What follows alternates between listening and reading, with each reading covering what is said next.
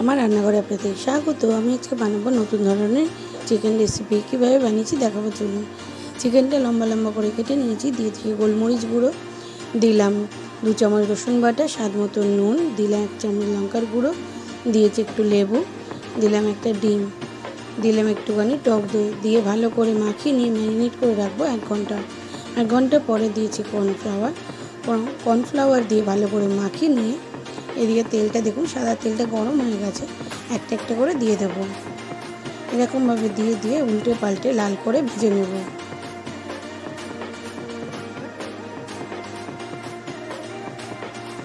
এরকমভাবে সবগুলো ভেজে নেব।